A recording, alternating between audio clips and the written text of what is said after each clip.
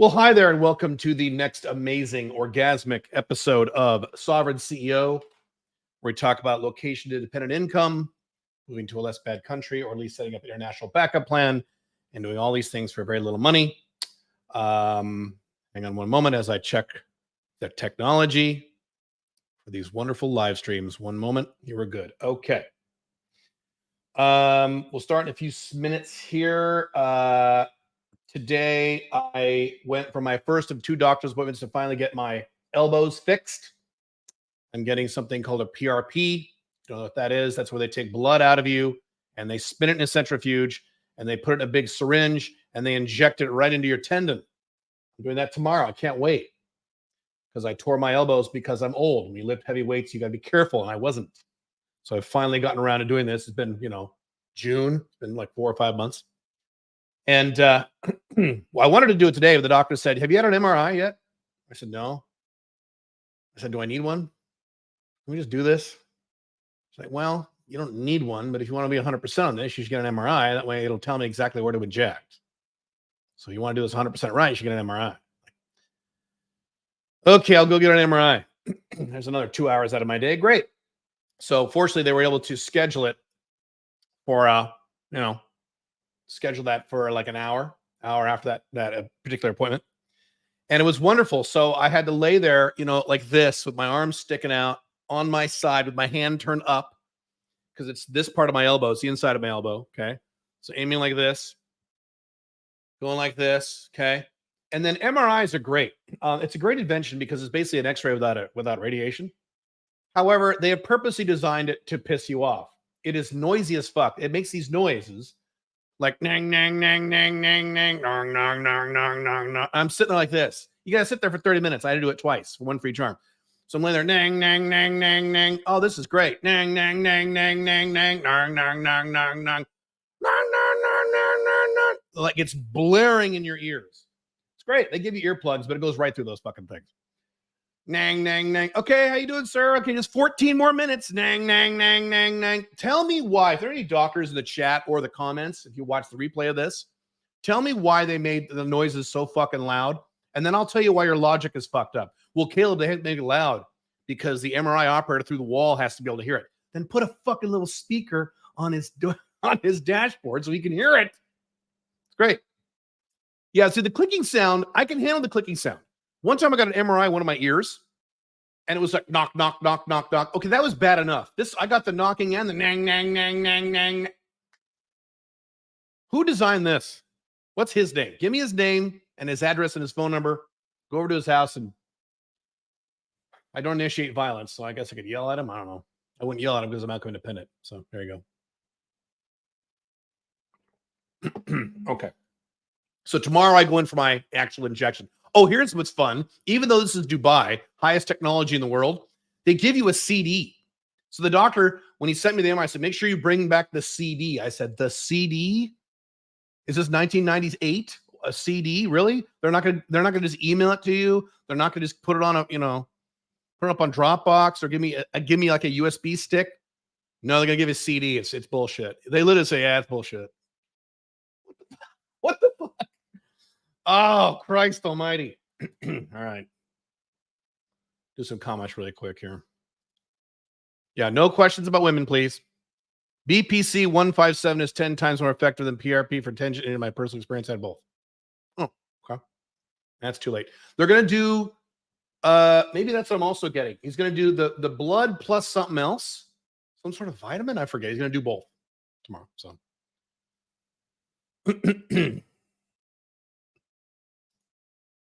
You mentioned in another live stream, Billy is planning on hitting Paraguay hard for business. Not planning, she already is. What opportunities she's seeing over there?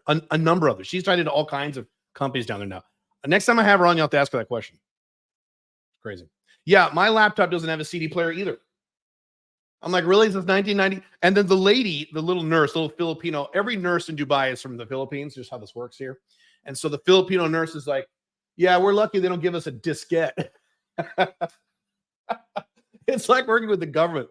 When you work at the IRS, they're like, "What's your fax number?" I'm like, "What? Is this 2002? What's my fax number?" Really? Really? All right. That's great. Okay, one more thing. Here's a bonus topic. For those of you watching the video and not watch the podcast here, listen to the podcast. I'll describe this. I'm going to put on my new focus goggles. So I saw a podcast. I forget this guy's name. It'll come to me. He was on the Tim Ferriss podcast, a productivity guy. And he was talking about how he likes to be productive, but when he's on long flights, and I'm on long flights all the time, he's working on his laptop. If the guy in front of him is watching Transformers, then he has no self-control. He goes, if the guy in front of me is watching Transformers, okay, I'm going to sit there for the next 2 hours and watch Transformers with no sound. That's just me. So I needed something to block my eyesight to not see anything so I can only focus on my screen. This is why if you've seen Alex Hormozi, guys like, and he's not the only one, their office is in a little tiny closet with a little wall. So there's nothing to distract you. Okay. Yes, that's valid. The problem is I don't like doing that. I like to have vistas in front of me. So right now I have this gigantic, amazing vista in front of me. If you're following me on my newer Instagram, I have several Instagrams. I've shown pictures of it in video. This amazing vista of Dubai at night. It's awesome. When I lived in Washington State, I had this amazing vista up on the mountain of the Columbia River Gorge and those forests, the mountains was amazing. So I made these. This is what this guy did. I'll put these on. See that? Looks pretty sexy, I know. So this is basically safety goggles. I'll describe this if you're listening to podcasts. It's safety goggles that are just plastic, clear plastic, okay, that you can see through. And it's duct tape around the edges so I can only see what's right in front of me. I can't see anything outside of the screen I'm looking at. It's awesome. There's no distractions. I can use this when I work. Use this for about 2 days. It's fucking great. When this is on for a few hours, then you take it off. You're like, wow, the world has all this stuff. It looks stupid, and you're gonna look stupid on the plane if you use this. But I'm not gonna be dependent, so I don't care what strangers think of me. So that's what. So very excited to use these. Now here's the thing. I'm old, so what I have to do is this. I got to put on my Scrooge McDuck glasses. Okay. Then I got to put these over because then if I put these on, I won't be able to see. I mean, I'll see, but it's blurry. So I got to put this on top of it like this. So now I have the glasses on. Inside, thank God, see they're half glasses, so they're tiny. Now I can see everything. It's perfect. It's perfect. It's awesome. Yeah, so there you go. Pretty fun. Anything to make more productive, dude. I got big things to do in the next few months. My goodness. Let's see. Who are the top 2 coaches in 9-Day Business Builder? Right now, it's me and Billy. We're the only ones for the main sessions. Then you have Jeff and Cliff, who are your accountability coaches. How do your skills differ? She's involved in many more types of companies than I am. She also has a different personality and different opinions about certain things. She's really big on B2B, and I am too, but she's bigger on that. She's really big on warm contact marketing, and I am not. I'm more of a cold contact guy. She's better at outsourcing than I am. She's better at managing than I am. We're very complementary that way. So in Business Builder, you get both of us. And now you can make payments up to a year. I'll talk about that a little bit. Okay. Let's get to our topics, shall we? One moment. Let me pull up my notes here. Why do I not see my notes? You should be ready to go, Caleb. Little bastard. Okay. I'm gonna go ahead and talk. I will pay attention to the comments sort of as I'm talking against a new skill set I'm working on. Let me zoom this up so I can read the comments with my horrible eyesight. How about this? Hang on a second. Need more agua.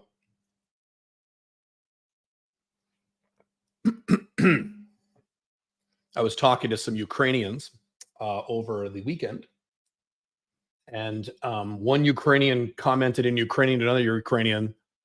These are Ukrainians who are just, don't have a lot of experience with Americans. And they're like, this Caleb guy is very emotional and very expressive. And oh yeah, compared to Americans, Ukrainians are very, right? You know Ukrainians? Yes, men and women both. Yeah, kind of funny. I said, one said, he's like an Italian. I said, well, I am what? 37% Sicilian. So there you go. Even though isn't this funny? I'm a low emotion scale, but I'm very expressive and confident and loud. And I'm an introvert, but I'm loud. I've done videos about this. Okay. First, top of the list. Let's talk about cultural collapse. So you've heard some of this from extreme right-wing guys So guys like Matt Walsh and guys like Ben Shapiro go, oh, it's so horrible now that we have all these trans people and people watch porn. Isn't this awful? I'm going to give you something a lot more less biased, more objective, and more clear in terms of why the culture sucks now. So those of you who know, because I talk about like economic collapse and fiscal collapse, you have that too.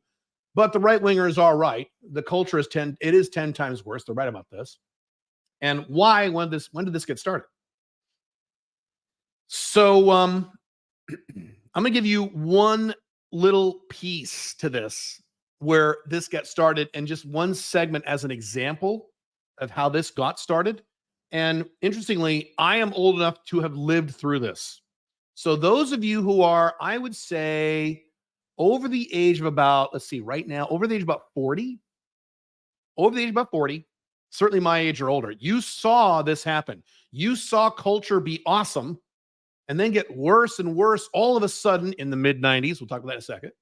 And then just end up like shit. You saw this. Now, if you're born in the year 2000, culture's kind of sucked since you were born. It's not, you didn't see the transition.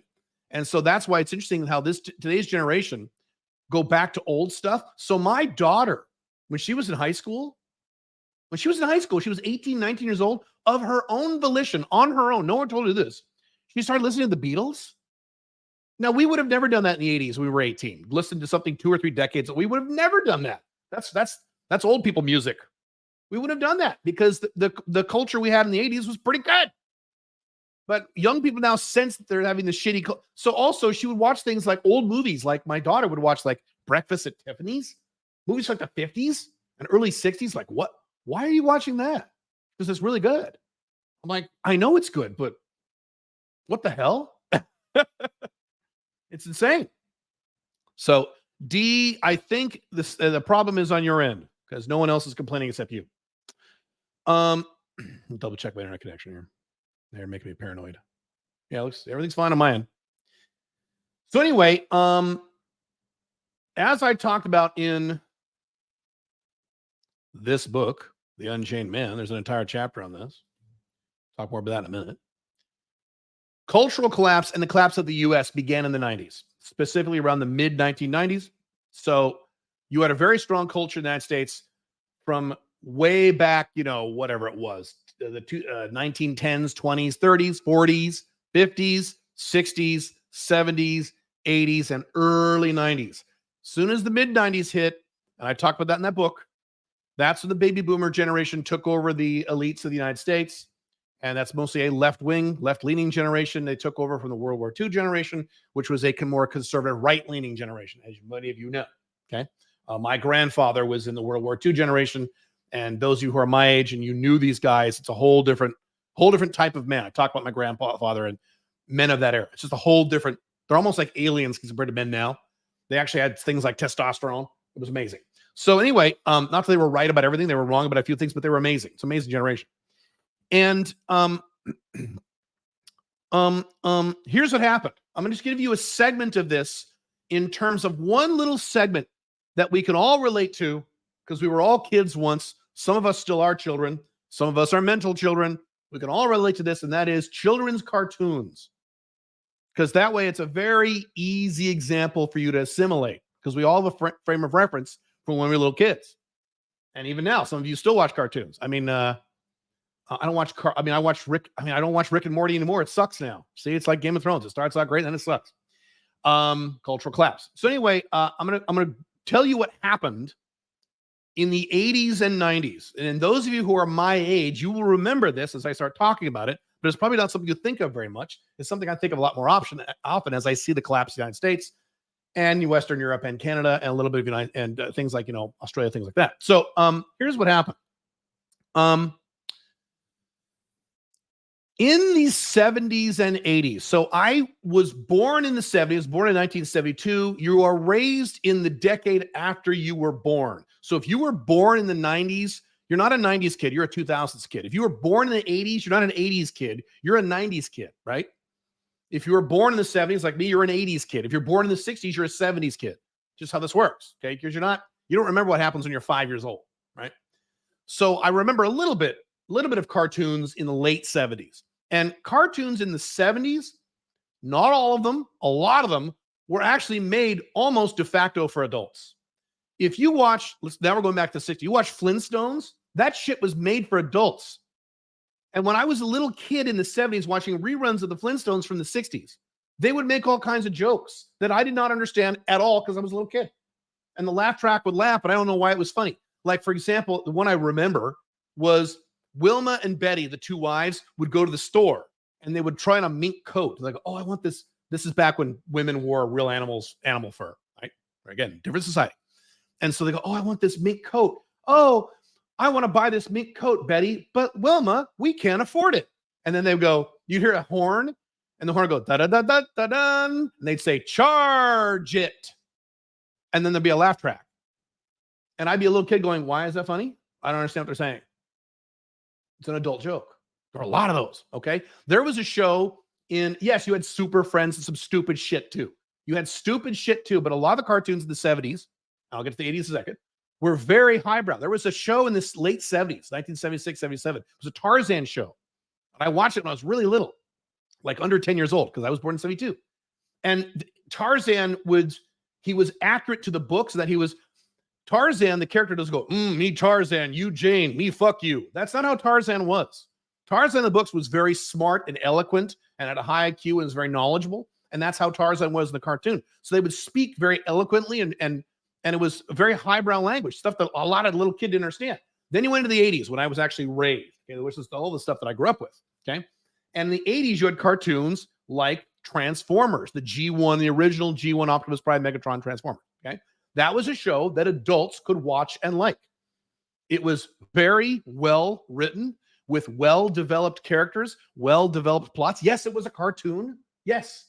But my dad would tell me in the 80s, he would go to a bar, and it's a bar, so only adults are allowed in the bar, and there'd be a TV, and all the guys in the bar are watching Transformers. Can they watch a cartoon today? Would an adult be able to watch a kids cartoon? No. A made for kids cartoon? No, they wouldn't. And you had things like G.I. Joe was another one. You had Thundercats, which I didn't like. You had Robotech. Those of you remember Robotech, which was the American version of Macross, the anime version, right? Which was insanely adult. You had Star Blazers, which was adult. You had all these very well-written, fully fleshed out, real stories that kids were watching in the 80s. And yes, you had stupid shit too. You had He-Man. The reason I didn't watch He-Man is because He-Man was made for like 5-year-olds. And so when I was a teenager or like 12, 13, 10 years old, I watched an episode of He-Man, and within a minute, I'm like, well, this is for 4-year-olds. Okay, this is stupid. And then my little brothers who were 4 years old loved He-Man, right? So you had that too. I'm not saying all cartoons were highbrow in the 80s. I'm not saying that, okay? What happened in the 90s? You had a conversion from the 80s. You had a very stark difference starting in the early 90s. Transformers, G.I. Joe, Robotech became things like Power Rangers. Okay? Let's go get them, guys. Come on, let's go. Let's go, guys. Let's beat the monster. And then you had Dragon Ball Z. I will kill you. I am stronger than you and I will beat you. You had that. You had all. I could go on and on and on. Now, really quick, if you grew up in the 90s, you're going to get pissed at what I just said because you say, hey, I like Dragon Ball Z.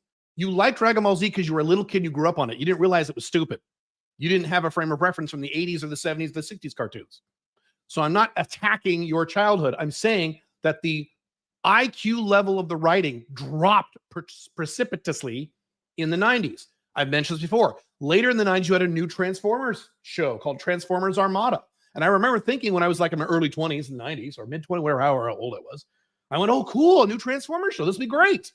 Finally, a show for adults that I can enjoy. Not like, I will kill you. Okay, great. It was called Transformers Armada.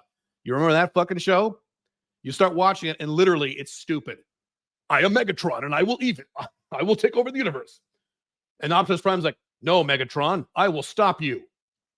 No, you will not, Optimus Prime. I'm like, what is this? What the fuck is this? After that, they had another Transformers show, and then in the 2000s, it kept getting worse, called Transformers Animated. My daughter was old enough to go to Comic-Con back then, so I took my daughter to Comic-Con when she was little. And, yeah, you're talking about Teenage Mutant Ninja Turtles. I'm going to talk about that in a minute, okay? That's where this shit started. I'm not saying the 90s had no good cartoons. Gargoyles was good. You're right. Correct. I'm not saying there was none. I'm talking about the preponderance. Here's proof of what I'm talking about here. So we went to Comic-Con in early 2000s, 2001. I don't remember what this was. Hang on. In this new Transformers show, Transforming Animated. And all this, we're in this room full of nerds waiting for them to announce the new Transformers TV show. And the makers of the show come out, the producers like, hey, everybody. Hey, and they show a picture of the characters, and it looks like shit. And the two guys in front of me go, that looks like shit. And the producer of the show goes, okay, everybody, who out there is between the ages of 4 and 7? And there's silence. It's all adults. And he goes, well, that's the target audience for our new Transformers show. And I'm like, what the fuck is this? Yeah. Where did this get started? I'll tell you where this got started. Teenage Mutant Ninja Turtles. Now, again, if you're not my age or older, you may not know what I'm about to say about Teenage Mutant Ninja Turtles. You think they're about Cowabunga, dude. You think that's the Teenage Mutant Ninja Turtles. No. Teenage Mutant Ninja Turtles was in the early 90s, but it came from a comic book in the 80s. The comic book, which I had in the 80s, was dark and violent and serious for the most part. There was some comedy and gritty. It was black and white. It was amazing. I had a few. One of the best independently made comic book issues of any comic book, I'm going back to my comic book nerd days now, is a comic book, a single issue, one-shot Ninja Turtle comic called Leonardo. And it's where Leonardo, it's Christmas time, it's in the snow, and he fights these ninjas, and there's no dialogue for almost the entire comic. It's amazing. It's a work of art. It's fantastic. And it was dark. It was gritty. It was violent. It was great. So Eastman and Laird sold the rights to the guys who made the cartoon, and the guys who made the cartoon. And so I heard that there's going to be a Ninja Turtles cartoon. I was like, Ninja Turtles cartoon? This will be awesome. It'll be all dark and violent, and gritty, and this will be great. I can't wait to watch this. Oh, shit. Well, then Teenage Mutant Ninja Turtles, hero. And hey, dude, Cowabunga, dude. Let's have pizza, dude. And I'm like, what the fuck is this? Then you see the Shredder in the Teenage Mutant Ninja Turtles cartoon. Now, Shredder in the comic in the 80s was scary and serious and menacing. You were like, oh, shit, here comes the Shredder. Oh, my God. And then the cartoon's like, he's a bumbling idiot. He's stumbling around. He's making stupid mistakes. Krang, the monster that comes out of the thing. See, the Krangs in the comics were terrifying. It was scary. You're like, whoa, what the fuck? That first panel at the end of that issue were the 3 Krang, and then he's like, and he's all goofy and silly because he's made for little stupid little kids. What happened? Teenage Mutant Ninja Turtles made billions and billions and billions of dollars in Hollywood. Aha, stupid shit works. Make 10 more stupid TV shows. And they did. Power Rangers, stupid, made billions. They just found they could make money talking down to either stupid kids or younger kids. And that's when this trend started. Sucks. Yes, every once in a while you would get a Gargoyles. I didn't watch Gargoyles, but my understanding is pretty good. I've seen a little bits and pieces. Yeah. I'm not saying all cartoons are bad since 1992. I'm not saying that. You know what I'm saying. What was popular in the 90s and 2000s for kids versus what was popular with kids in the 80s and the 70s. There's a huge chasm of difference. And I'm not even talking now about, movies today. I stopped watching, those who read my blogs coming back soon. I stopped watching movies in 2017 because I just can't do it anymore. People are bitching about, oh, Thor Love and Thunder was so shitty. Why did you go watch it, you fucking moron? Why did you go pay money to watch Thor Love and Thunder? What are you smoking? I saw the trailer for Blue Beetle. And you know what I thought when I saw the trailer? Here's exactly what I thought, and I was right. I thought, I've already seen this movie about 6 times. And I'm right. And everyone saw the movie, not everyone. The people stupid enough to go see that movie, like, I saw this movie already. Everything is from another movie. Yeah, why are you still watching movies? What the fuck are you doing? What? Ghostbusters. Ghostbusters was the 80s. Ghostbusters cartoon. Okay, that was the late 80s. What was Ghostbusters? You're proving my point with this stuff. What was Ghostbusters cartoon replaced with? Ghostbusters Extreme. What was that about? You guys forgot about this. You just remember the good Ghostbusters. That was pretty decent. You're right. They got rid of that show because it was decent, and they replaced it with Ghostbusters Extreme, which was starring a Jamaican guy, a guy in a wheelchair, a woman, and something else. It's a very left-wing, politically correct, and it went off the air. Prove my point. Here's the last thing. We'll wrap up at this point.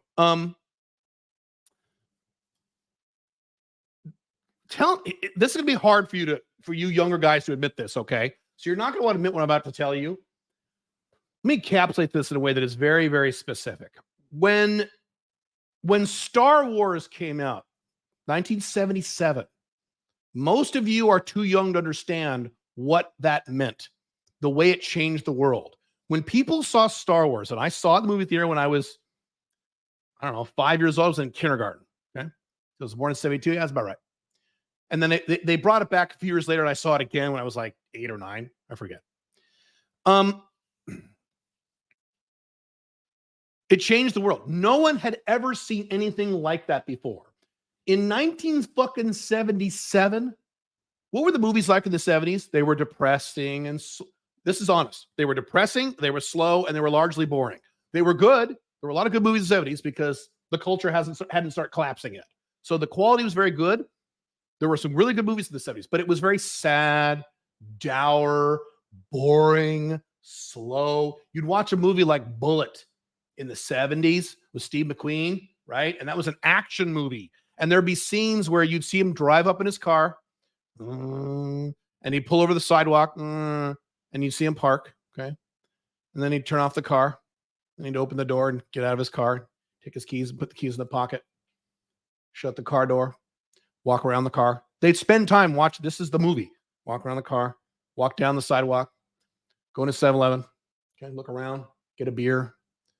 Does that sound exciting to you? Okay, that was the 70s. Then fucking Star Wars came. And I'm telling you, because I was there, when you saw the Star Destroyer come over the top of your head, the first few seconds, people in the theater went, whoa, oh my God. They had never seen anything like that before. Today, now Star Wars is normal because it changed movies, it changed the culture. Okay, that's what my generation had, Generation X. The generation no one talks about, Generation X. Okay, before that, my parents' generation, the baby boomer generation the baby boomer generation, what did they have? You know what they had? A baby boomer generation, rock and roll. When Elvis came on the Ed Sullivan Show, people went, what the fuck is this? They had never seen it before. My dad talks about this. I love to watch my dad talk about this, the way his eyes lit up. When he was in high school, they didn't have rock and roll. Imagine a world without rock and roll. Here's the music before rock and roll. Ready? Here's how the music sounded.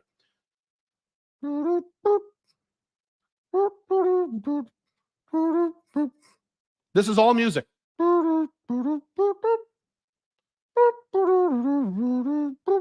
Okay. Then pretend you're in the 50s, early 50s, and all of a sudden you hear the first rock and roll song ever on the radio, which was this: 1, 2, 3 o'clock, 4 o'clock, rock. 5, 6, 7 o'clock, 8 o'clock, rock. You know, that's 9, 10, 11 o'clock, 12 o'clock. We're going to rock around the clock. Great song. And when you were a teenager, you're like, what the fuck is this? You had never heard of anything like that in your entire life, and it changed your life. That was what they had, something new. We had Star Wars. They had rock and roll, Elvis, Beatles, things like that. Here's the question that a lot of you aren't going to like, but I'm right about this. You live in an era of cultural collapse. What do the millennials or Gen Z have culturally that was new that didn't exist when they were born? Go ahead, name something. I'll watch the chat. Not technology. Well, we have iPhones. I'm not talking about technology. Culturally. Well, I talked to someone about this a few weeks ago. Well, we have Taylor Swift. We had Britney Spears before that. We had Madonna before that. Nope, try again. That's nothing new. What's new culturally that blew everyone's minds culturally in the last 25 years? Go ahead, name one thing. We have Marvel movies. We had Blade. We had Superman in 1979. was one of the best comic book movies ever made, 1979. Sorry. And there you go. The latest generation, Gen Z and millennials. And what's interesting, I have children in both generations. My son is a millennial, my daughter's Gen Z. Have nothing. They have nothing new. They haven't experienced anything new or exciting. We did. My parents did. My parents before that did. But parents before that, so my grandfather's generation, greatest generation, you know what their thing was? Movies. Specifically cowboy movies. That was mind-blowing when they saw in the 30s. Some guy with a big hat, he pulls out a gun and kills people like, whoa, what the fuck? On a big black and white screen. Holy shit. Gen Z has nothing. New. It's all recycled shit. Anime. No, we had anime. Sorry. We had Legends of Lotus War. We had that in the early 90s. Robotech, I just talked about Robotech. That was the 80s. Star Blazers was the 70s. We had anime. We had Speed Racer when I was a kid, which they took off the air because it was too violent. One day when I was 5 years old, it was my favorite show when I was 5 and 6 years old. Speed Racer, go Speed Racer. One day it was off the show. I said, Mom, it's not on the TV anymore. And then my mom said, oh, that's very sad. When I got older, she said, yeah, they took off the air. It's too violent. We had anime. Sorry, try again. You don't have anything new. And it's not your fault. I'm just saying, cultural collapse. You have nothing new. Technology, I'm not talking about technology. Yes, you have iPhone. Yes, you have ChatGPT. Yes, you have Bitcoin. Some cool technological shit. I've talked about this. The only two things that improved in the Western world, especially the United States, in my lifetime is crime rates have gone down up until 2020. Now they're going back up again. And technology has been really good. Technological growth has been great. Everything else has gotten worse. Vines and memes aren't what? Vines and memes are not. Did that blow people away? Whoa, I've never seen a 3-second video before. Oh my God. No, it didn't change anything. You see my point? It's not like Star Wars, rock and roll. Compare Vines and memes to Star Wars or rock and roll or cowboy movie to these big, giant cultural shifts. And there you go. Cultural collapse. Isn't that sad? My children have nothing new that they experience in their lives. It's all recycled shit. It's all shit they already had. My son is in his early 30s. He has never experienced anything, and many of you are in your early 30s. You have never experienced anything culturally new that blew your fucking mind. And it's the new thing now. It's just more of the same. And it's worse. How you like the Marvel movies lately? You see the last James Bond movie? Everything's getting worse. Star Wars movies? Yeah. Yeah. So not only is it recycled, now it's getting worse. And it's been getting worse for at least 5-6 years. I stopped watching movies in late 2017 because they were so woke and so bad. By the way, this is all under Donald Trump. Okay. I couldn't stand anymore. You can read the article. I said, that's it. I've had enough. I can't watch movies anymore. I just can't do this. I just can't waste my time with this horrible shit. And it's unfortunate because movies was a big part of my life up until then. Yeah. There you go. Okay. Real quick for the next. Okay. We're going to talk about the top 5 success books that I recommend. Hang on. Before that, really fast. 90-Day Business Builder. Okay. 90daybizbuilder.com. The deadline, I think, is in 2 days. The new thing, and I announced this last week. I'll make it really quick. Really quick. Why can't I talk? Really quick right now. You can now make payments for the 90-Day Business Builder for up to an entire year. Now, if you live outside the United States or Canada, the options are a little different because banks are picky about regions and shit. So US and Canada, you can make payments up to a year. If you're outside US, Canada, you can still make payments up to a year, but the structure is a little different. 90daybizbuilder.com. Your deadline is in 2 days because the curriculum starts this weekend. You also get 3 coaching sessions, group coaches per week instead of 2, and I will be doing the majority of them over the next few weeks.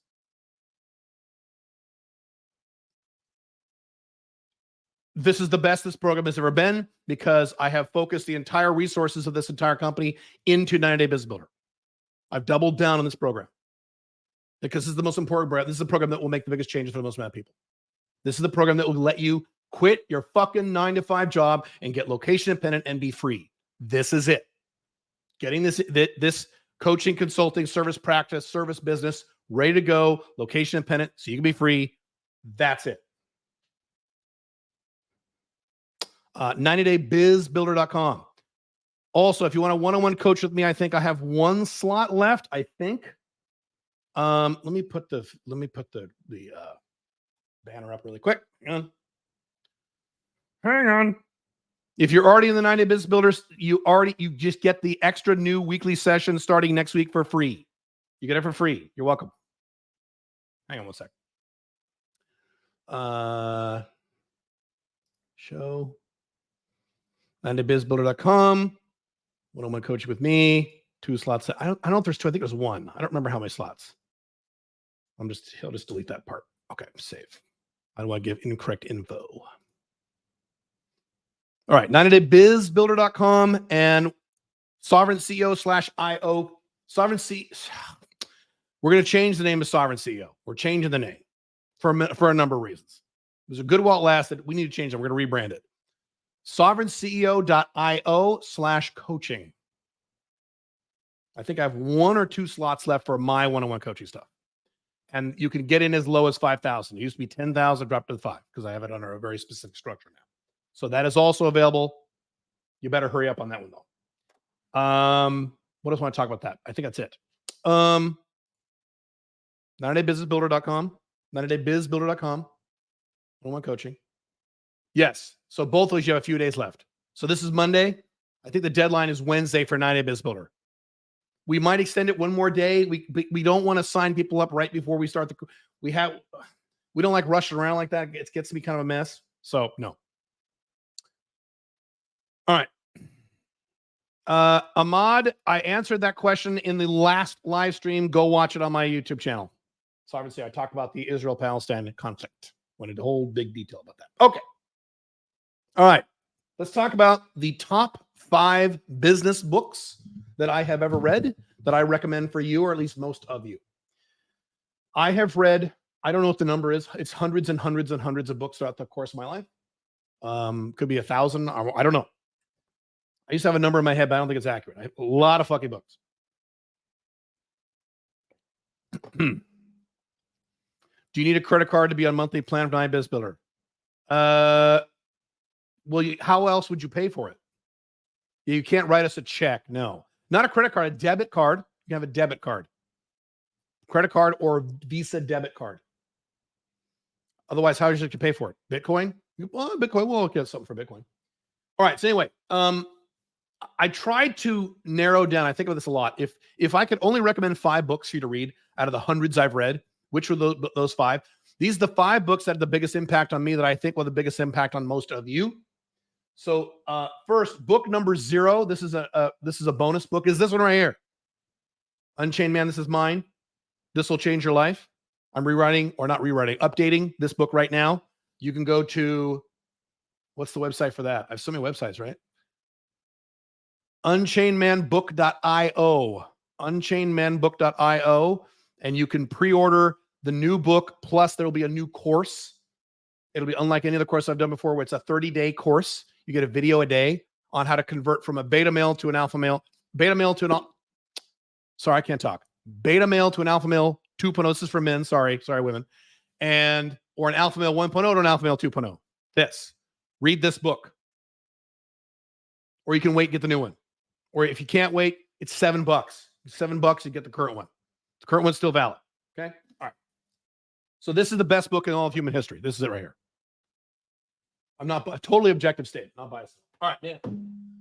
Next 5 books. I have them right here because I kept my books. I have a bookshelf where you guys have seen other videos. So I kept my favorite nonfiction and fiction books. I had 7 or 8 bookshelves full of books. I gave them all away. I just brought the core ones when I moved out of the United States, the collapse of USA to Dubai. So I've got them right here.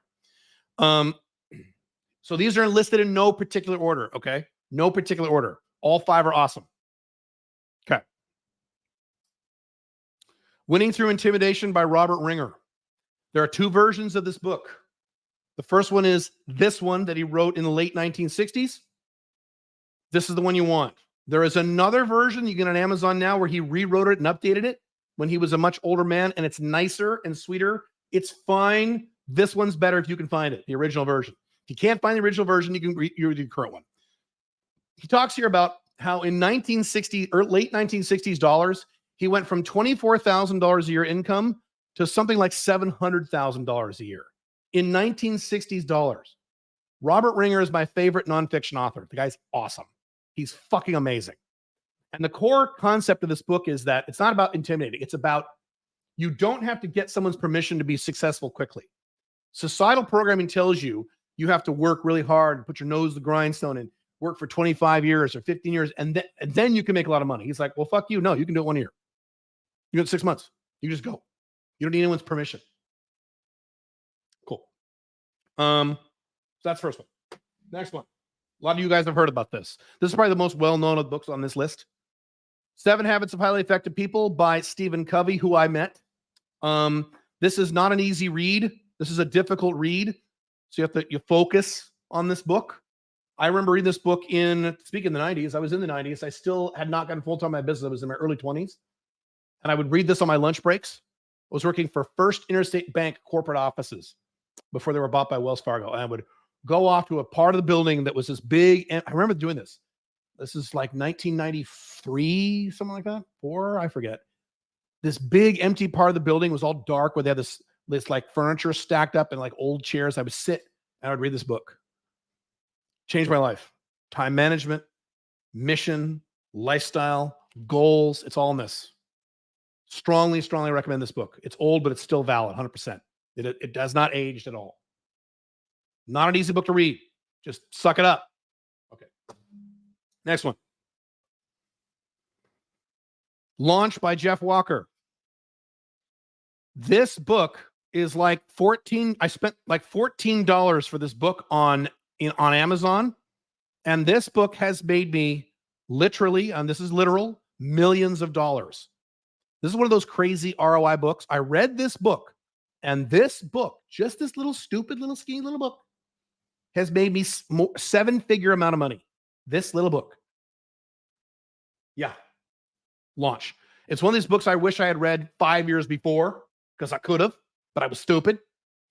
This book, because this book, I did a launch in 2018. I made $250,000 net in 1 week, $242,000 net profit in my pocket because this book, $13 book. Okay. People say, well, I don't want to read books. People say, well, I want to go to college. I didn't go to college. Read this. I didn't go to college. I read books instead. Books by people who actually did it, not by college professors. Okay. Next one. I've talked about this before. This might be my number 1 all-time favorite nonfiction, but maybe if I had to pick one, Maximum Achievement by Brian Tracy. This is my autograph copy because I worked with him. There you go. Brian Tracy is one of my all-time mentors, probably my top all-time mentor in my life. He's an old guy now. He's still kicking. He wrote this book, I believe, in the early 90s. This is the most comprehensive book on personal success I have ever read in my entire life. This also was the inspiration for the writing style of how I wrote my books. It's very how-to. Step 1, do this. Step 2, do that. Step 3, do this. Don't do this. It doesn't just go on and talk about a bunch of bullshit. Brian Tracy gets the fucking point. If you've read Brian Tracy's books, you know. Okay, he's written a lot of books. In my opinion, he's written too many books, but okay. But this is the core. This is it. This is it. This is it. This is it. This is based on some seminars he used to do called the Phoenix Seminars back in the 80s, and he improved it and wrote this book. I mean, this is the shit. You want to read this book. This will change your life. This was the book responsible for me making the money I made in my 20s. 6-figure income in 1990s dollars as a self-employed, consultant with no people skills, no college degree, no high school diploma, very little marketable skills. Okay, no contacts, no money. This. Maximum Achievement, Brian Tracy. It's awesome. I used to give this away for seminars. When I used to do seminars, I would give this away. We're doing that. Yeah. Last one. And probably my favorite. This is probably the best one Okay, in terms of my emotional favorite, and my book, The Unchained Man, is a spiritual successor to this book. Hard to find. You can only get this digitally now. How I Found Freedom in an Unfree World by Harry Brown. This was the baseline of my life before Alpha Male 2.0. Alpha Male 2.0 is an extension of this. So you could read this and The Unchained Man as a companion. You could start with this. This is out of print, unfortunately. Harry Brown was not a great businessman. he passed away. I knew Harry Brown. I was lucky to get this hardcover copy. I had to beg for this. I had to beg and plead someone for this. One of my old clients. I saw it in the bookshelf, like, oh my God, I love this book. So it's about how to live a libertarian lifestyle. It's not about politics. He does mention politics a little bit, but it's how to take the libertarian aspects of a free life and integrate them into your life. He talks about a lot of stuff I talk about, like non-monogamy and a bunch of other crazy shit. Having your own business. It's all here. It's the shit. It's in print again. Good. That's cool. All right, awesome. You can still get it physically off Amazon a few months ago. Was it a new copy? Was it new or was it used? Let me know. I'm curious. Yes, this is on Audible too. I know it's on Audible. That's true. Yeah, I keep forgetting none of you read them or you all listen to books now. All right, fine. Cool. If you could buy this, you could buy the new print version, go for it. Or Audible, yeah. New copy, new. All right, I take it back. All right, great. Amazon. How I Found Freedom in an Unfree World. Controversial book. This is going to be a lot of weird. But if you're here's the thing. If you're used to me, this won't be controversial at all. If you're not used to me, you read this, you'll be like, what the hell? Whoa, what? It blows people's minds. It's awesome. I was very sad when Harry died because he and I talked over email for quite a bit. And another big mentor of mine. Fantastic guy. A really great person, too. Just a sweetheart. Just an amazing guy. It's too bad. It sucks that people have to die. It's so upsetting. It's bullshit. Damn it. Cool. Some of you read this. Good. All right. Let's see. What else I want to talk about that for books? I'm doing time. Oh shit. I need to hustle.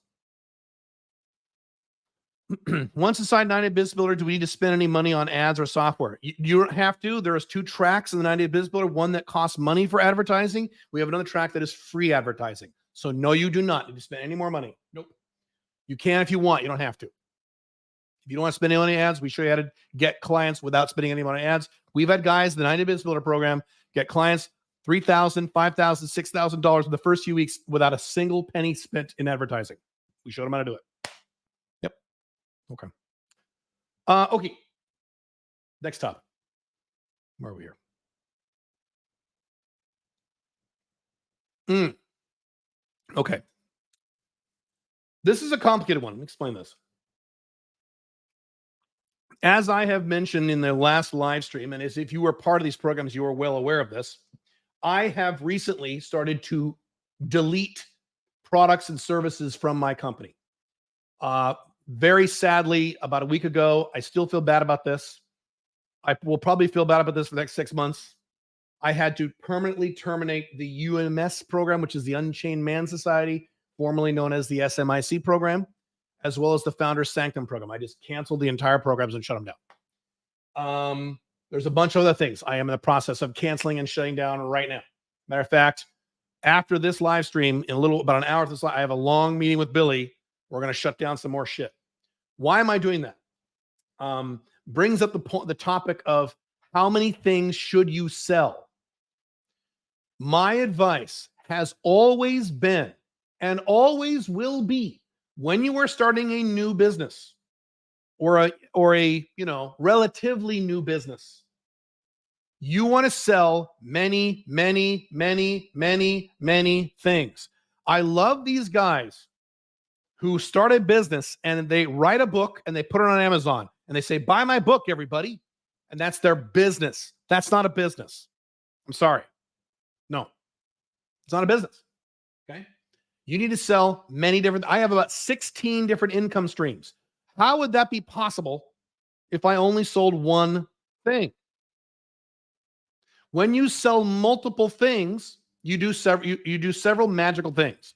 Number one, you increase what's called long-term customer value. You get a customer, they buy your thing, they love your thing, and they love you, so they want to buy something else. If you don't have anything else, you're fucked. You're losing money. So if you have 2, 3, 4, 5 more things, they can buy at least one of those other things.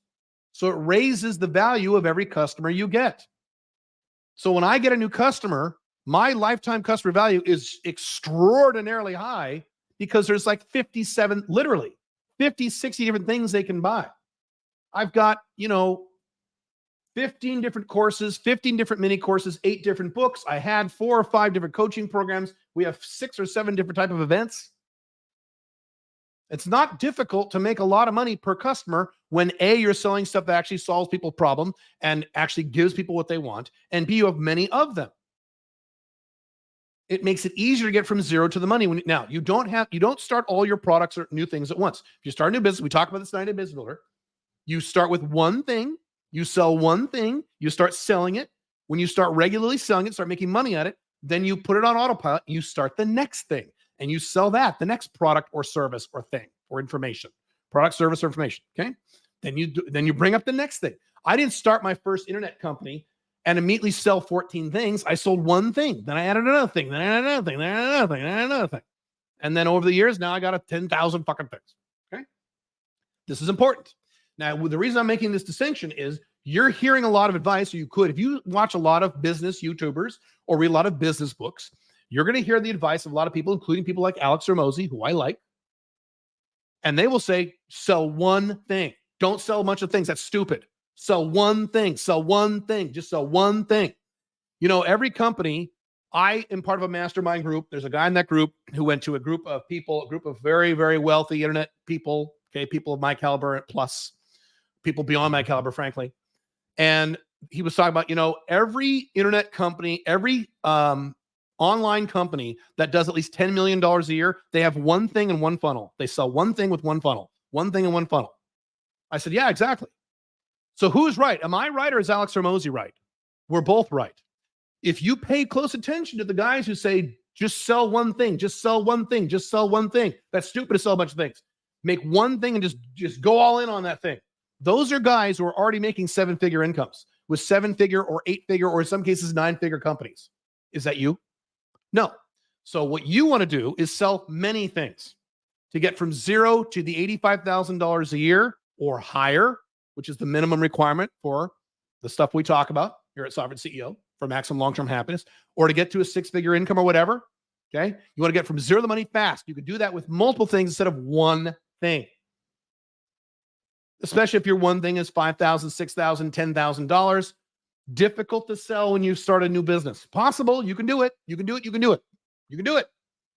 I'm saying you're going to get from zero to the money faster if you sell lots of different things. It's true. It's a fact. Okay. Hang on. I need more water. Now, once you get to the 7-figure level, if you're selling a bunch of things, then yeah, you're now in that zone where Alex Hormozi becomes right and says, hey, you need to sell one thing. So I mentioned this before, me, not you, or at least not most of you, to clarify, there's a percentage of you who are at my level or close to my level or even a little beyond my level. I'm not talking to you guys right now. I'm talking to everyone, the other 98% of the audience. 98% chance you have a little tiny business, you're not making much money, or you make a little bit of money, or you have no business and you want to start a business. You need to sell lots of things. When you get to the point where you're doing a lot, big business, you have a big audience, and you're making really good money, then yes, you're going to have to convert to what I'm doing now and narrow down to a small number of things. Even I'm not going to sell one thing yet. Eventually, I might get to one thing down the road. I'm knocking it down from like 50 things down to about 4. 4 things. I'm just going to sell 4 things. That's it. That's it. Or so. And I have very specific metrics those 4 things need to hit, or else I'm not going to sell them. Okay. But that's something that I have to go through where I am now. 98, 95% of you are not there. You need to sell many, many, many, many things. And if you have the quality problem of you make a whole big pile of money, well, Keel, that sucks. I don't have to downgrade my business. You'll be making so much money at that time. You'll be okay. You won't be complaining. Oh, this sucks. I'm making all this money. It's fine. It's okay.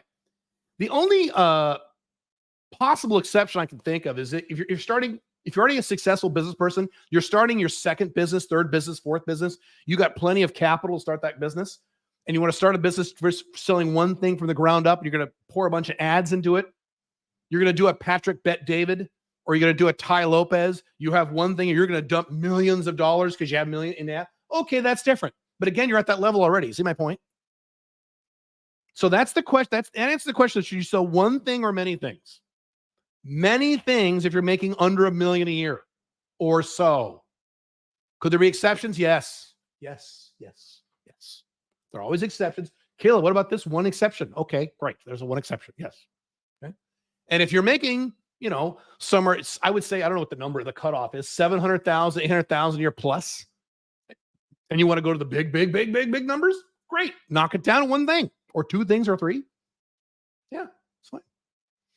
Funnels too. I mean, I could do a whole conversation about that. That's beyond the scope of where most of you are, but these guys were talking about, and they're right, one funnel. I've got about 4 funnels, 5, and that's too many. So I'm eliminating 2 of them. I'm going to kind of hang on to one for a bit. I'm going to focus on 2. Focus on 2, get to a certain point, and then I'm going to put 1 on autopilot and then focus on 1. That's going to be over the next 2 years. Well, no, over the next year. So it's a slow transition for me. I've done many podcasts on how I'm scaling and simplifying at the same time. That's exactly what I'm doing. I am scaling my business while simplifying my business, especially right now. I'm going around with a giant hatchet. I've done the last few weeks, a giant machete in my business and just chopping off huge chunks of it. Some of which I didn't want to get rid of, like the UMS program, and FS too. I didn't want to get rid of these programs. I didn't. I still don't. It bothers me. You know what? This isn't kindergarten. This isn't a feel-good time. This is business. We need to make the money to hit the objectives for the shareholders, which is me. And your shareholders is you, that you're the shareholder, right? You have a fiduciary responsibility to the shareholders of your company. If you're dealing with small, that means you. You have a fiduciary responsibility to you. And if you have a family, your family or your future family. So if you don't have families, you're going to. Your responsibility to them. I have responsibility to me and to my wife. Not so much my kids. They're grown. Maybe a little bit. Okay. I also have responsibility to the audience. That's why I'm bringing the blog back. That's why I'm doing these live streams. Make sense? No. All right. What else should we talk about here? Hang on a sec. Boy, I could talk a lot about this, but it's one of those topics that doesn't, may not relate to a lot of you. The bottom line is, if you're starting a new business or you have a new business, sell many things, a wide product line. That's what Grant Cardone says. You want a giant line of products. Yeah. You want a strong business to get from 0 to the 6 figures or whatever you want. There should be a website someone can go to and it has all your stuff, like tons of things they can buy. Good. Hard to not make money when you've got that. When you have an audience plus lots of different stuff they can buy, it's hard not to make 6 figures location. It's hard. I mean, it's good. You got an audience, not even a big audience, an audience that likes you and trusts you, and you got a wide array of product, services, information. You're there. You're done. Unless you want to get to the big money, then you go to the big money, and then you start narrowing down. Okay? So just be aware next time you hear only sell one thing or sell lots of things. That's the difference. How big is your business? How much money does your business make? Okay. All right. Should we do some Q&A? All right, let's do some Q&A. If you already asked a question, you want to re-ask it, you could paste it again because I didn't pay attention. Let me put on my glasses. Hang on. Do Q&A for a little bit here. Beep, beep, beep, beep, beep, beep, beep, beep. Where are we here? What are your thoughts on books like Influence, Robert Cialdini, Can't Hurt Me, David Goggins? I have both. Influence is right there. I have the Can't Hurt Me audiobook. Fantastic. Very good. I like those both. Influence is fantastic. That's probably one of the top 15. If I were to expand this out to maybe the top 15, top 20, Influence would be in there. Yes. Thoughts on the grunge alternative movie of the early 90s? Do you think it accurately portrayed portrayed Gen X, or was it a farce? You know, I don't have a strong opinion about that. I have buddies who have strong opinions about that. I have a bias against grunge because grunge killed metal, and that's my music. Okay. I'm Ozzy Osbourne, Judas Priest, Iron Maiden, Twisted Sister. That's me. And the grunge came along and just wiped that out. Like within 2 years, it was gone. I'm like, where's my metal? I had to wait till the only metal I had in the 90s was Rob Zombie. That's the only metal I had. And then finally, after about 10, after that, you had Disturbed, and now you have some, right? So I don't have a strong opinion about that. Here's what's interesting about Gen X. This is really interesting. Cultural collapse again. In the early 90s, adults, when we were kids, when we were teenagers and 20s, Gen X, okay? What did the older generations say about Gen X? They called us slackers. Right? If you remember, there was about 3 years where they called us slackers, the slacker generation. And you would go, you'd go see a Winona Ryder movie about how depressed she was, and she's, emo, and oh man, everything sucks, man. The statement of Gen X that was voted on by MTV, again, early 90s, was life sucks, then you die. Okay. So now here's what's funny about this.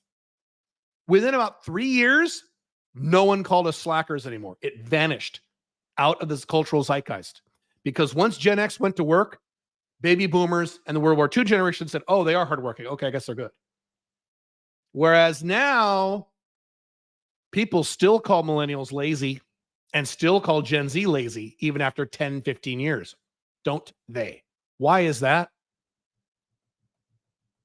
I won't say why because I love you, millennials and Gen Z in my audience, but you know why. Your generation sucks, even worse than mine. And my generation sucked. I've been on the record saying Gen X sucked. We are the ones who introduced single motherhood to the culture, my generation. Single moms came from Gen X. That was us. Yeah. So we suck. Baby boomers sucked.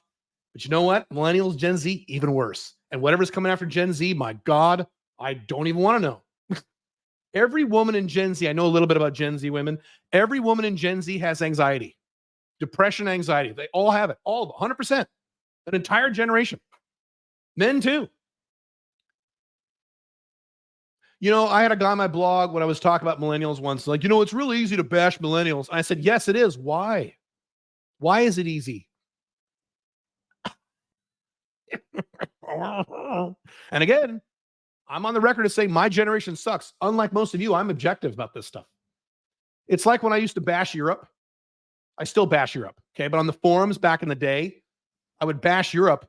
They said, well, America sucks. I went, yes, America sucks too. That's why I'm fucking leaving America. Now let's get back to Europe sucks. Just because my country sucks also doesn't mean your country doesn't suck. Europe fucking sucks. And America sucks. They both suck. But unlike you, I'm objective. When someone attacks America, I go, well, your country sticks to you. I go, yeah, America sucks. I don't live there anymore. Uh-huh. Yep. I have something called objectivity. When is the next Billy live stream? I'm going to have to ask her about it. I'm going to talk to her. I don't know. I got to get her on here. We should do we need to have like a focused Billy live stream. We do Q&A because she has a lot of information on him. Do you think there will be a job or house market crash soon? Yes, but I can't tell you when. Inflation is increasing, especially in the West. People seem to be tight on money at the moment. Would that highly affect coaching? Depends on the coaching. So if the economy does worse next year, I'm going to do great. I did great in 2020. 2020 was the best years of my life. When everyone was freaking out, Andrew Henderson made millions in 2020. So why don't you, if you're worried about inflation or recession, choose a coaching niche that will do well when the economy sucks. Is drop servicing something people usually do inside 90-day Business Builder? No. 90-day Business Builder, the goal of 90-day Business Builder is to get you from zero to the money within 12 weeks. We cannot do that with drop shipping, so that's not allowed. We cannot do that with writing an ebook. That's not allowed. It takes you too long. You could barely do it with making a course. We'll allow it, but we focus on coaching, consulting, or some sort of service, either a business service or a personal service, which leaves a lot of leeway. Any person in the world can fall into one of those four categories because we can get you money fast with those. Drop shipping, we can't. So no. Plus, that's not a skill set I have. I don't have a skill set of drop shipping. Billy and I do not. Billy is a little better at selling products than I am, but we're not drop shipping people. We're just not. But again, I can't guarantee you'll make money in 3 months drop shipping. I can't. But with a coach, consultant, or service, business service, personal service, I can. And we do. We guarantee you'll make money, or we'll work with you forever until you do. That's our guarantee. And you can make payments for up to 12 months now. We got our first 12-month person today. I just got the email. Like, oh, cool, it's working. Wait, first or second? Maybe it's the second one? I forget. Let's see, where are we here? How do you find out what products or services would sell well in another country, mainly in the US? If you've never been in that country before, I'm in Pakistan. What websites would help? Just general research. What websites? What do Americans like to buy? Hot dogs. America's easy. Americans buy anything. It's harder the other way around. It's harder for an American to figure out what they like in Pakistan. You know what Americans like. Everyone knows what Americans like. That's easy. It's very easy. Everything. Americans like everything. How would selling many things apply to consulting and coaching? Great question. So let's take a consultant, because that's what I used to be. I am a consultant, but that was my primary source of income. I did consulting. Then I did workshops in addition to my consulting as my second income stream. Then I did white papers. Those are like technical documents, proprietary documents, did those. Then I did coach, consulting, workshops, white papers, joint ventures, other consultants. That was the fourth one. Okay. Then I started writing ebooks. Then I started doing online courses. There you go. Same with a coach. Many different things. You can also have different coaching or consulting services. Right? You can have this service, you got this other service. You got maybe if you're a consultant, you have a high-end service, you have a mid-range service, you have a lower-range service. Okay, different services for different things. You have a whole suite of services. You have a whole menu of services. Good question. At what point do you recommend leaving a job behind when you made money with coaching or consulting? Here's my rule of thumb. When you make 40% of your job income 3 months in a row, you can quit. So your goal when you start a business on the side is to get that income up to 40% of your job. Whatever your job is, 40% of that, 3 months in a row, because you can't get one client, have one great month, and then 2 months suck. 3 months in a row, you make 40% of your salary, you can now quit. Why is that? Because if you quit, suddenly you have 40, 50 hours a week freed up. Could you get that 40% could you get the other 60% pretty quick if I gave you 45 more hours a week to work on your business when you're already at 40%? Oh, yeah. If you have a lot of money in savings, you have a year or two in savings and no debt and a low monthly nut, you could actually knock it down to maybe 20%, 30%. That's the rule of thumb. For the 9-day business builder, would it be mainly for people who want to start a coaching consulting business, right? No, you can have services too. You can do services too. What if you don't have any true expertise? How would it work? That is my most common video. Caleb, I don't know anything. I have no marketable skills. Yes, you do. If I sat down with you for not half an hour, 2 hours, and grilled you with a clipboard, you would have several marketable skills. There's a guy on the internet who makes a seven-figure income teaching people how to do handstands. Is that a business skill? No. I bet a lot of you know all kinds of things. You're like, well, no one would pay me money for that. There are a lot of guys who know how to do handstands, but they're like, well, no one would pay me money for that. There's a guy online. His name is, I forget his name. He makes a 6-figure income teaching people how to play one song on the piano. Not teaching piano, teaching how to play one song. It's just one song. That's his entire business. He's violating my advice. He makes 6 figures. You know something people would pay you money for. Answer number 1. Answer number 2. You can set up a service, go on Upwork.com, hire the people there. You get the customer, you get the money, you pay them on Upwork, and you take the profit. You don't need to do the service at all if you don't want to. Hang on.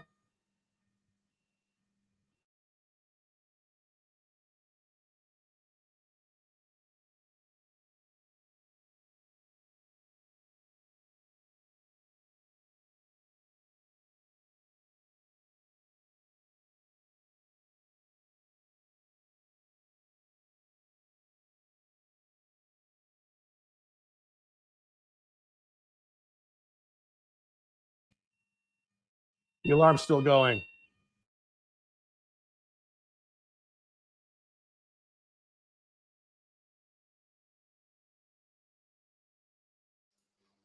Sorry about that. Everything is silent in this building. There's no problems with this building until I do a live stream, and then they test the alarm system.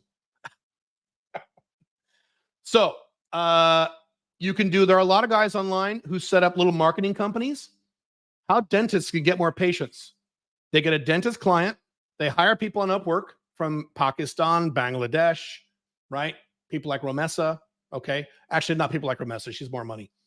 Philippines. And they have them do all the SEO and all the ads and Facebook ads. They do all the work and you just get the clients. There's your answer. 2 answers. Let's see here. Felix, stop asking about woman stuff. What is Pink Firefly up to in Scottsdale? She's working hard. Does she have friends or family out there? Yeah, she has one of her best friends lives in Scottsdale. I was going to say her now. I try not to use people's names. One of her best friends in Scottsdale, although she just found out that she's moving. Her friend is moving back to Portland in February. So she's very sad. Family, no. Pink Firefly is a very small family. My sister lives in Scottsdale. And they get along pretty well, but they're not buddies. My sister lives in Scottsdale. She lives in Phoenix. She lives in Gilbert. So it's in the Phoenix area. Pink Firefly loves Scottsdale. She just feels so good in Scottsdale. Let's see. Caleb, I feel like we're in a bit of a bubble and I have trouble seeing what proportions the new gen are business and alpha oriented. Are we talking 20%, 5%, 1%? Is that bad? What proportions of the new generation business are alpha oriented? Are still business and alpha oriented?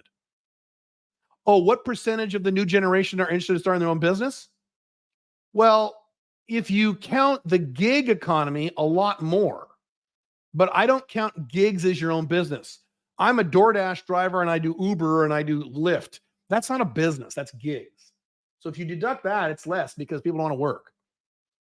Millennials only want to work if they're the CEO of the company on the first day of the job. Okay. And they get pissed off if they're not. Gen Z don't even want to do anything. Gen Z just want to sit at home. And they don't even want to go anywhere. That's why the Gen Z kind of liked COVID. Gen Z just wants to sit and lay in bed all day. Men and women both. Yeah, the West world's fucked. By the way, do you think we have a problem here in Dubai? Do you think young people here in Dubai are lazy and just sit around and don't do anything? Are you fucking kidding? They're starting companies and doing all kinds of shit here. Same thing with like Paraguay. Even in Paraguay, they get off their asses, they do shit. Paraguay is more of a mixed bag. The young people there, you have some lazy young people, but you have some young people who are very dynamic. And so, yeah. Do you wear your Oura ring around the clock? Yes, you're supposed to. Do you know what your chronotype is? Lion, bear, wolf, or dolphin? I suspect you are a bear. I have no idea what the fuck that means. No idea. What kind of niches do well when the economy sucks? How to move out of the United States? That does really well. How to start your own business? That does really well. How to not have my job? That does really well. How to save money on taxes? That does well. All that kind of stuff. So there's a bunch. You know what? Go to ChatGPT and say, what kind of businesses do well when the economy takes a drop? And it'll tell you. You know, interesting about ChatGPT, I finally upgraded to the version 4 a few weeks ago. Hang on a sec. And I've been asking it questions, like advice questions, instead of just research stuff. I've been asking it real questions. And the version 4, what happens is it'll give you like 12 answers. And 10 of the 12 answers will be stupid, or they don't apply to you. But 2 out of the 12 will be pretty good. And I'm like, oh. And it may not be the answer you want, but it'll set you down the correct path. I'm like, oh. So it's getting pretty good. We're not ready. AI is going to fuck society because society is too stupid. But until then, exploit the collapse of the Western world, as I keep saying. I've been saying for 15 years. Your internet whiner voice reminds me of Billy from Billy and Mandy. I'm too old to know what that is. Is that a cartoon? I know Fairly Odd Parents. I remember that one. You know, it was a good, I will be honest about this. What was a good little kids show for little like babies, like 2-year-olds, 3-year-olds was, this is 20 years ago when my daughter was, 3, was Blue's Clues. That was pretty good. She was into that show and I would sit and watch it. It was kind of cute. And it was like it's very quiet and mellow because you want your little kids to calm the fuck down. So it's very quiet and there's very happy colors. And the guy's like, oh, we got a letter. We just got a letter. We just got a letter. We just got a letter. I wonder who it's from. And it was that quiet. And then little, my daughter would be like, we just got a letter. Because I didn't like Barney. Barney sucked. Dora the Explorer was pretty good too. That wasn't bad. So there's a few for little kids. There are some YouTube videos. You got to watch these called Dora the Adult. They're fantastic. It's Dora when she's like 25. And she's like, hi, I'm Dora. I smoke a bunch of weed to deal with my anxiety. And she talks to the camera and it's so good. And Boots is like smoking a cigarette like, yeah, this sucks. It's so good. It's like 8 episodes. It's awesome. She's at a wedding. So her friend in college is getting married and she turns to the camera and she goes, Dan, Julie, my friend Julie and my friend Dan are getting married. Dan cheated on her in college with me. And they both look at her like, what? It's so good. Oh, Christ. Boots took my weed. I need that for my anxiety. See, Gen Z, they all have anxiety. How much on average does it take for a person inside the 90 business to choose a niche? Have you had people take too long before? Are you kidding? Of course people take too long. Yeah, there's always a percentage that take too long. We scream at them. And I scream at them. Jeff is nicer, but we're aggressively pushing them and they're nervous. And yes, that happens with some people. On average, we have 6 weeks of that kind of research process. I don't know what the average is. That's a question for Jeff. I should bring Jeff on one of these because he's the lead accountability coach who works every day, Jeff and Cliff. What is a good average? I don't know. I'm not that close to I'm doing the sessions. I would say 3 to 4 weeks. I would say maybe. I don't know. It's a really good question. Really good question. Panama has been removed from the fat gray list. Would you consider it a flag now again? No, that was never my complaint. That was never my complaint. If they add Dubai to that gray list, would I leave Dubai? No, I don't care about that list. That's an international elite. They don't give a fuck. Panama is a nightmare, not a nightmare. Panama's government is purposely making things more complicated. They dramatically mishandled COVID, worse than most other countries, and that's saying something. And, it's just a mess over there, governmentally. I would still use that as an economic flag. I would not use that as a residency flag unless you were going to live there. You could live there. So it would be a living flag. You could use it as a living flag. What's his name? What's that guy's name? Not Pat Flynn. The bald guy with the cute wife, and he lives in Panama. Mastery, lifestyle project mastery guy. See, my memory sucks. Project Life Mastery. What's that? Stephen James? He lives in Panama. He likes it. So that's fine.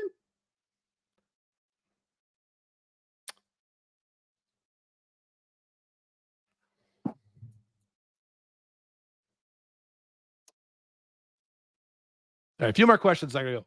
Would a simple website that is easy to use be better than a fancy one for customers? Yes. Simple website, lots of white space. Wait till you see what I'm going to do with my websites. Again, simplifying. I'm going to transform all my websites. I've mentioned this. Soon you're going to go to calebjones.com or alphamail20.com, and you're going to see literally, I'm not kidding. You're going to see 4 squares. You can click on one of 4 squares. That's it. That's it, man. So yeah, simplify. Yes. You cover physical products. We do not do physical products in 9-Day Business Builder. If you are dead set on only selling physical products, please do not join the 9-Day Business Builder. We will not be able to help you. We won't. You can't make money on those fast. We want you making money fast. We want you location dependent fast so you quit your fucking job and get an international plan B and be free. Those of you who follow Alpha 2.0, get Alpha 2.0 income. Nothing wrong with products. They just take longer and they're more complex. I don't like waiting a long time, and I don't like complex. Nothing against products. If you're dead set on building a product-based business, please do it. Tim Ferriss did it. Have fun. That's just not the program for those reasons. What if you were banned from Upwork? How could you get banned from Upwork? What the hell were you doing? Were you harassing people? Just set up a new Gmail account. It's not a big deal. Related to quitting your job, how do business owners typically handle things like healthcare and insurance that are usually covered by an employer? I'm not going to shock you. You're going to be shocked. You buy your own. You buy your own insurance. You buy your own healthcare. Today, when I went to the doctor, I took my debit card and I paid them. It's actually cheaper than paying $1,000 a month in premiums I'm going to use. So I have a high deductible healthcare plan, but I pay for my own healthcare. By the way, back in the 1960s, when the United States healthcare system was the best in the world and the cheapest in the world at the same time, let me say that again, because you guys don't remember, it was the best in the world and the cheapest in the world. You know why? People didn't have health insurance. They had really high deductible health insurance that would only kick in if you were dying of cancer or got your arm chopped off. Everything else, you fucking paid for it. And the doctor came to your house and everything was cheap. All of a sudden, one day, Americans woke up and said, health insurance needs to cover everything. And Europeans are even worse. If I get a little sniffle, health insurance needs to cover that. No, that's not the purpose of insurance. The purpose of insurance is to cover things you can't afford. Not a sniffle or go get an MRI or getting some. And when I go get my injections tomorrow, it's going to cost me about $250 and I'm going to pay for it. Oh no. That's what you do. If you're an American, you get an HSA, health savings account. You can put up to $3,500 in there and it's tax deductible and you can use that to pay your healthcare bills. And then you get a high deductible healthcare plan, like $15,000 plus, and it's going to be super cheap. It'll be like $200 a month, $300. What's your tip for people trying to make money using affiliate links for reviews? Get a few clicks in here, but they rarely buy. Affiliate links for, I need to be more specific on how you're doing affiliate links for reviews or in reviews. I don't quite understand the question. What do you think of the books Deep Work and the Strategy Book? I've heard of Deep Work, never read it. I don't know what the strategy book is.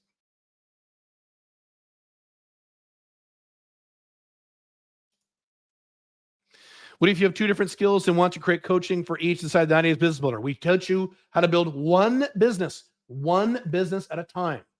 Unless your name is Elon Musk, you start one business at a time, not two at a time. You don't have that ability. I don't have that ability. So no. One business at a time. I have several companies. I didn't start them all at the same time. That'd be insane. One at a time.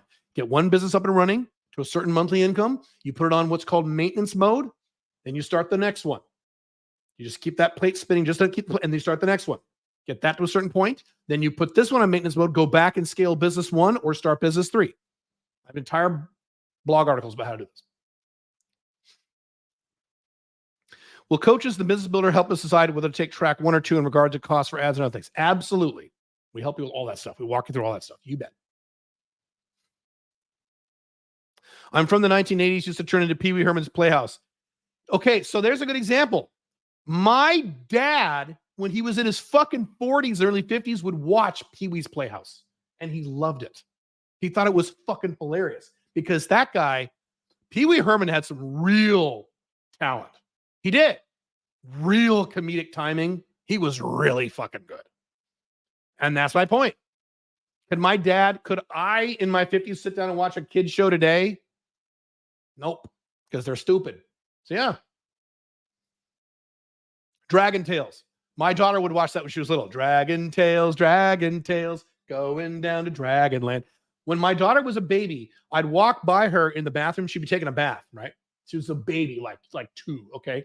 And she'd be holding, you guys who remember Dragon Tales, she'd be holding the soap. And she'd go, I wish with all my heart to fly with, I'm like, Goop, I call her Goop. Goop, what are you doing? She goes, shh, quiet, Dad. I'm going to Dragonland. I wish with all my, all right. She had her imagination. So yeah, Now, what is funny about Dragon Tales, that's when the left-wing stuff started creeping in. Because remember, Dragon Tales, you had the Mexican dragon who lived in the cave. Hey, niños, how you doing? I'm the Mexican dragon. Remember that shit? Yeah, that's shit started. So, yeah. If Gen Z and millennials are lazy, what does that say about the future of the country in 50 to 60 years? It'll collapse. It won't last that long, as I've been saying for decades, or a decade. It will not last. The United States is not going to last 50 years. And or when you wake up in 50 years, 40 years, it's going to be completely unrecognizable to what you view as the United States now. There might still be a country called, probably not, but there might still be a country called the United States in 40 years. There might, but it will not look anything like what you envision. You're a conservative, Republican, Trump supporter, right-wing motherfucker. Now you think you're mad now? Oh, you have no idea what's coming. But keep voting for Trump again. I'm sure that'll fix everything, you morons. How do you usually manage the process of eliminating distractions and having a more focused lifestyle? I told you, I just did this. There you go. You won't have any distractions. You wear this. And if you haven't, if you don't know what this is on my face, watch the recording of this. The very beginning, I talked about this. No distractions. Plus, you also wear my headphones. Hang on. Put these on. You won't hear shit. Put these on. Put these on. You look like an alien, and you'll get so much fucking work done, you'll make $1 billion. You look like a moron, but who cares? Everyone thinks I'm weird. Everyone in my life. You think I care? No, I'm happier than they are. I messed up my beautiful fake hair. Don't mess up the fake hair. Have you ever drunk tequila in the morning to make the pain go away? Dora the adult. Yeah. Oh, it's so, I got to watch those again. Those are so goddamn good. What was the other one? I hate my mom. And what was she saying? Oh yeah. She's in the car and the cop's like, woo! She goes, oh no, it's the policia, the cops. Oh God, it's so good. Have any of your clients taken up Canadian residency, not citizenship, to reduce their taxes? What's the process like? No. I tell you to leave the collapsing West, not go to Canada. Are you insane? No. I think Gen X are better than baby boomers. We are. Baby boomers is the worst generation, is the worst one. I mean, Gen Z millennials are lazy, but at least they haven't fucked anything up. Baby boomers fucked America. They took this giant pile of gold and jewels and just shit and pissed all over it. We didn't do that. Gen X, the baby boomers did that. So yes, most of the problems we have now are because of baby boomers, yes, living beyond their means, and BlackRock is controlled by boomer. Yes, baby boomers is the worst generation in the modern era. Pretty hard to get worse than baby boomers. Now, to be fair, I'm objective. Baby boomers also brought us the computer revolution, some other good shit. So the baby boomers didn't do everything wrong. They did a lot of good. But the bad is probably outweighs the good. Yeah. Pretty bad. Yep. Baby boomers suck. What about outbound sales or affiliate marketing? Those are good. You cover that 90-day biz builder. Affiliate marketing, no, because that will not get you money in 90 days. Outbound sales, hell yes, we cover that in 90 days. Yes. The question is, will it help me in 90 days? We cover it. Well, it may not help me 90 days, then we don't cover it. So affiliate marketing, we do touch on that, but that's not going to help you in 90 days. Thanks, Caleb. Like your enthusiasm about helping us get free. It is my mission. That is my mission in life, is to help you fuckers, because some of you are fuckers, you lazy fuckers, or you listening fuckers, or you scared fuckers, to get free. You have to get free. You have to get rid of that job. You will never be happy long-term if you have a job. I'm sorry you won't, especially when you live in a collapsing Western world. So you double that. You got to get out of that job. Step one to get in that job is you get your business on the side going. Location dependent. Like I talk about in... Sorry, this isn't a transition I'd like. This book. Get free. The other side of getting free we'll talk about on Wednesday, which is your personal life. There's another side to this, so I can't talk about that here. But yes, you have to have your own business. It has to be location dependent. You will never be free. You will never be happy long-term if you don't have those two things. Why am I doing this instead of this? Why? Why am I making a gun? I don't know. All right, I gotta go soon. Do you think the rise of the internet, YouTube businesses have 20 to 30 year viability, or will something else rise take their place? Something else will rise take their place. You pivot. Am I selling the exact same thing I was selling 10 years ago? No, I pivot. Every few years, you have to pivot. You just pay attention to what the new thing is, you go to the new thing. And then that thing sucks, you go to the new thing. You're constantly pivoting. Okay. What was I selling 15 years ago? Online dating ebooks. Would I sell that today? I would not. I made a lot of money back then when it was a niche. It's not a niche anymore. So I had to pivot. 5, 6, 7 years from now, am I going to sell the exact same thing I'm selling now? No, I will not. I'll sell something different, or at least slightly different. Honestly, that's probably why you have to move out of the States to be an Alpha 2.0. Healthcare is affordable outside the USA. Yeah. Healthcare is cheaper in Dubai here. It's cheap. It's not cheap, but it's cheaper. And the quality is better. Go to a dentist here in Dubai. It'll blow you away. Quality is amazing. The price is about the same. Yeah. For clients who move to Paraguay, where'd they go for medical treatment? Brazil. So there are fancy hospitals in Paraguay for Westerners and rich Paraguayans. If you need like a huge surgery, then you go back to the United States or Canada or Panama or Dubai or Singapore. If you need a huge procedure. But if you need the normal basic stuff, you can get it done in Paraguay. There are places. That'd be a Billy question, because I think she knows. What if someone wants to coach or consult in a niche and they are still learning about or to learn more beyond just the basics? Good or bad idea? Too general a question. Not a good idea if you want to make money fast. So if you join the Business Builder, we'd say, shut the fuck up, start to move. Pick your niche. What's their problem? Develop your service. Go. You can sit there and think about and learn about shit for the next 3 years. LISIG. Stop being a LISIG. What's a LISIG? Low income smart guy. LISG. These are smart guys who sit and think and learn and read and think more and stress and then do spreadsheets and read books and then watch podcasts and they never fucking do anything. Get off your ass and start your business, make money. The whole reason I started 9-Day Business Builder was to get you fuckers off your asses into action to get to the money to get free. You will never get into action by thinking about, well, I'm going to learn about how to be this kind of consultant and this kind of coach. I'll spend the next 4 years watching podcasts on Joe Rogan. No. That's the problem with you guys.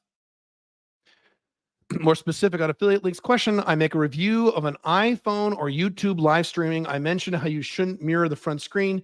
Then I Amazon affiliate link to the iPhone. I don't have a lot of exposure to that sort of marketing funnel. I don't think I would do that.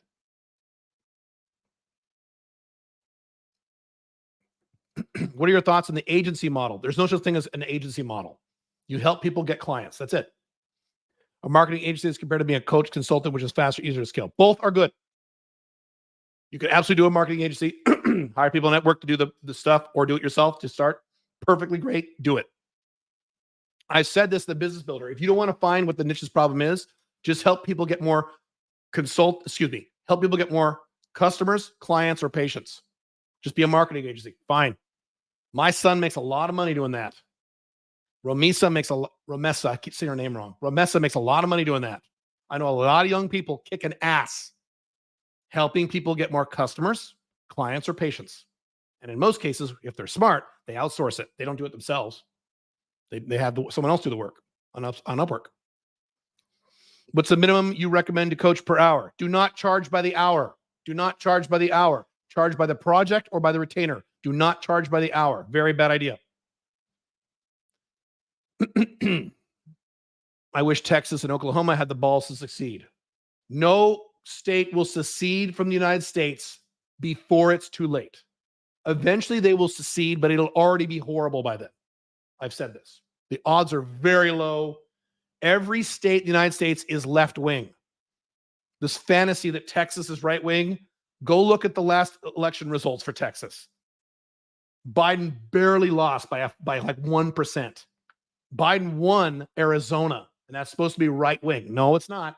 Every country in the United States, every state in the United States is left, leans left. If you lean left, you're not seceding. That's why Scotland didn't secede from the UK when they should have. Just against their whole worldview. So it's not going to happen until it's really bad. There'll be blood in the streets, and then they'll secede. But that's late. What do you think about babies being handed tablets? Why did people have these kids? Because they were selfish. When you talk about keeping the plate spinning, you're referring to marketing on autopilot? No, not marketing, just the entire company. And so not suspending the service you're providing. No, you do. Maintenance mode means you do just enough work to keep the business going at its current rate of income. So maybe a little marketing and then service providing. That's it. And ideally, you have people helping you in the business by that. So you're not going to do all the work yourself. That's what maintenance mode means. If it makes $5,000 a month, you're doing just enough work to keep it at $5,000 a month. That's all. And that's all you're doing. Maybe 10 hours a week, 6 hours a week, 4 hours a week, whatever that is. You take the rest of the time and build a second business.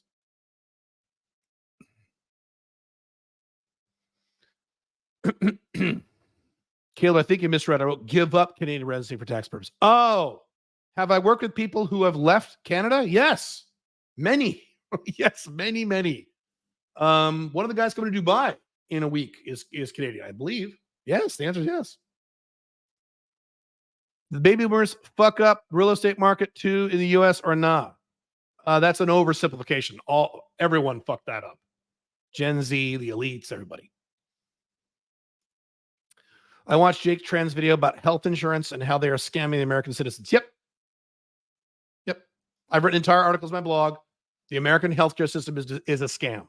The entire thing is a scam. If you go across to Mexico, you can buy the same pills, the same bottle, same company, same factory for $8 instead of $72. It's a fucking scam. It's designed to be expensive. It's the worst healthcare system in the history of the world, United States. Corporatist, which is worse even than the socialist model.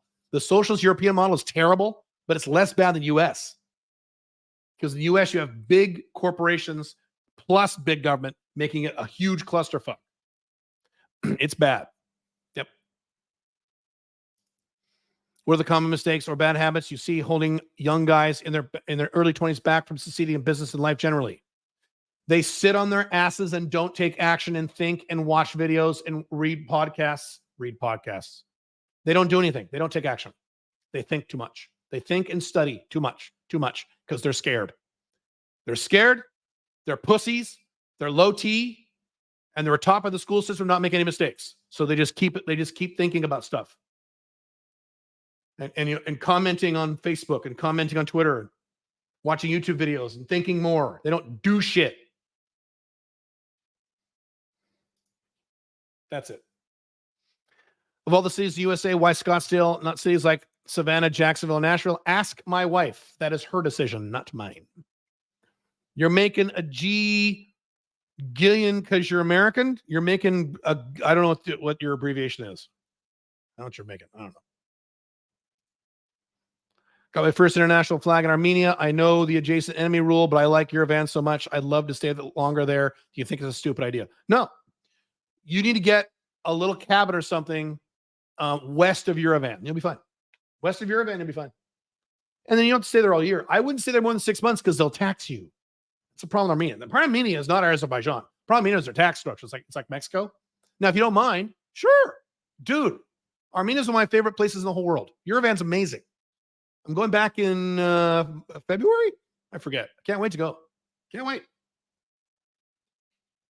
Armenia's a shit. Love it.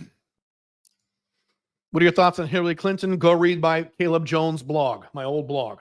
I had a lot of articles on Hillary Clinton. Do you think she'll be a better president than Trump, and how the U.S. will be different?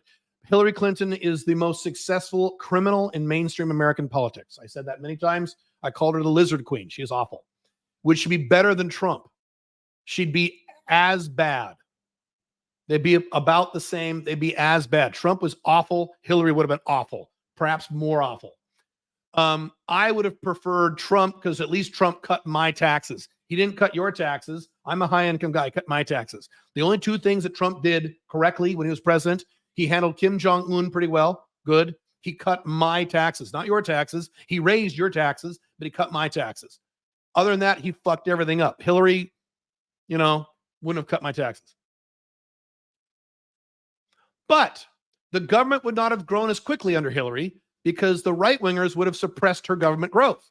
The problem with the right-wingers is that when you have a Trump presidency and a Republican Congress, government explodes on steroids, which it did. Trump jacked up the deficit faster than any other president in human history. Pre-COVID. Thanks, Trump. Thanks, Trump supporters. Great job in, preventing the collapse of USA. Good job. Do you have worldwide health insurance? Yes, I do. Can you narrate your own audiobook? I will.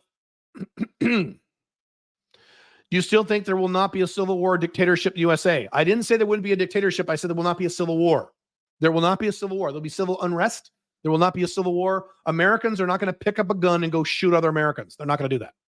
They're too fat, too low T, too worried about what their wife or girlfriend will say. They're not going to do that. They're not. Seems like there's a possibility of the next election. No, there will not be. You are incorrect. There will not be a civil war in the United States. There will not be. You take it to the bank. Civil unrest? Yes. Lots of left-wingers or right-wingers throwing riots and shit. Yes, there'll be a lot of that. There'll be a lot more than that, but that's not a civil war. Civil war is an army of guys with guns shooting another army of guys with guns. That will never happen in today's America. Too drug addicted. Thoughts on living off the grid? Very difficult lifestyle. If you want to do it, go ahead. What do you think about Turkey as international flag? Not bad, not horrible. Turkey's not bad. My thoughts on Turkey are neutral. Some pros and some cons. Not bad. How much is worldwide health insurance? Assume healthy male in their 30s. It's just like any other health insurance. You can buy expensive health insurance or cheap health insurance. I have cheap, high deductible health insurance. So it depends what plan you get. It's just like any other health insurance. All right. I'm going to vamonos back into the universe of Caleb. 90-day business builder, 90daybizbuilder.com. You have like 3 days to schedule that call.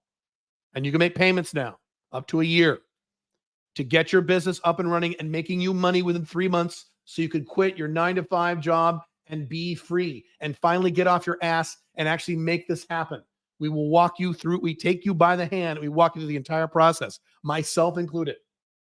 And all of the coaches in there have location-independent incomes. It's a requirement to teach in that program. And you're going to be with a really, last thing about 90 Business Builder, I was just talking to these guys 2 days ago.